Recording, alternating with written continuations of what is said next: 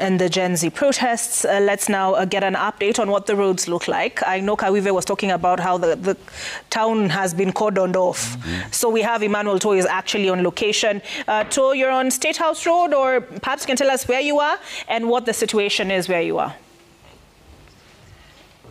Well, thank you very much, Olive. We are currently at State House Road, just next to State House. This is the point of conversion, or rather convention, where the Gen Zs, or those who are leading the demonstrations, are planning to come to.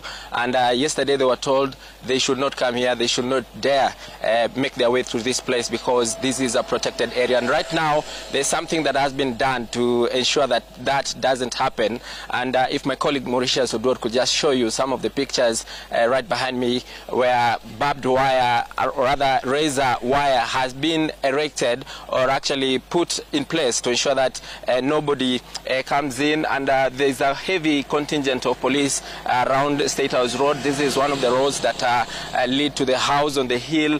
And of course, right now, the members of the police are just here to ensure that nothing goes amiss. And it has been the case. We have seen the barbed wires, the razor wires put across the city in all the roads that are leading towards the State House. And of course, it has also been the situation in Parliament.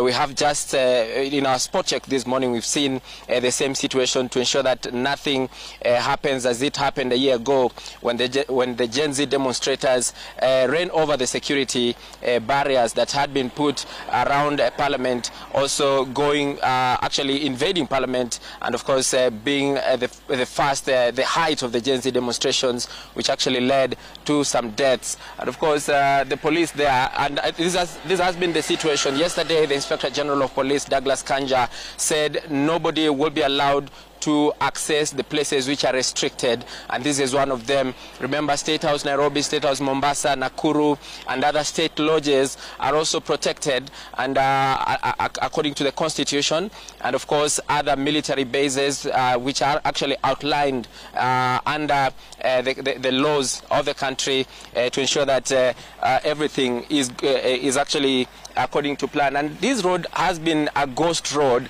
for the better part of today. There are only 1 or 2 vehicles that pass, but ideally it is not as usual. The Gen Z demonstrators, or those who are planning to demonstrate today, said it will be a public holiday, and it looks like one, although they said that it is only the CS for Interior who can declare this, and he was actually in his office by 5 a.m. today, ensuring that everything is safe. And it was rekindling the memories of last year's demonstrations, when the former Deputy President Rigathi Gachagua also came to his office early enough to ensure that everything was going according to plan. And of course, we'll be crisscrossing the city to give you a picture of what will be happening. All the roads leading into the city have been barricaded. There are roadblocks all over, but we'll be here to give you those activities. Over to you, Olive. All right. Thank you for bringing us that update, Emmanuel Toh. And I just want to recapture the letter that was written by the mothers who lost children in the protests, and their statement to police, and they talk about also where they will be laying the wreaths. Families of Gen Z protesters killed by police are expected to lead a procession delivering petitions to public officers and lay flowers on streets of Nairobi in remembrance of their loved ones.